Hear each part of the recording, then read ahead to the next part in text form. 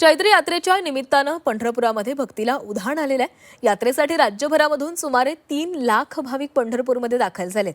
आज पहाटेपासून विठ्ठल रुक्मिणी पदस्पर्श दर्शनासाठी भाविकांच्या रांगा लागलेल्या आहेत। श्री विठ्ठल रुक्मिणी मंदिरामध्ये आज चैत्र एकादशी निमित्त फुलांची सुंदर सजावट करण्यात आली आहे। आज एकादशी निमित्त विठुरायाची आणि रुक्मिणी मातेची नित्यपूजा पहाटे संपन्न झाली। मंदिरामध्ये फूल सजावटीसाठी विविध फुलांचा वापर करण्यात आला आहे। याचा आढावा घेतलाय आमचे प्रतिनिधी सचिन कसबे यांनी।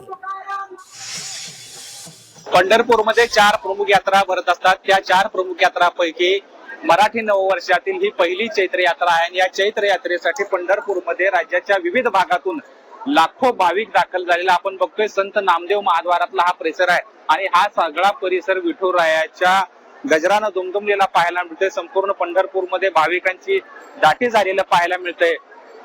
पंढरपूरमध्ये आलेल्या या भाविकांना सोयी सुविधा देण्यासाठी श्री विठ्ठल रुक्मिणी मंदिर समितीने विशेष उपाययोजना केलेली आहेत। विठुरायाच्या भाविकांची पदस्पर्श दर्शनाची रांग ही 15 शेड पर्यंत गेलेली आहे। इथं आलेल्या भाविकांना सुलभ दर्शन व्हावं यासाठी मंदिर समितीने त्या ठिकाणी विविध सोयी सुविधा केल्या आहेत, उपाययोजना केलेल्या आहेत। सुरक्षेच्या दृष्टीने सुद्धा मंदिर समितीने जवळपास 157 सीसीटीव्ही कॅमेरे बसवले, त्यामुळे भाविकांना सुलभ दर्शन घेता येत आहे, घुसखोरी होत नाही याची काळजी घेतलेली आहे। जवळपास 1200 पोलिसांचा बंदोबस्त या परिसरामध्ये तैनात करण्यात आला। भाविकांना चांगलं दर्शन होण्यासाठी ही सगळी व्यवस्था केलेली आहे। आज चैत्र एकादशीच्या निमित्तानं पहाटे विठुरायाची आणि रुक्मिणी मातेची नित्यपूजा मंदिर समितीच्या माध्यमातून करण्यात आली।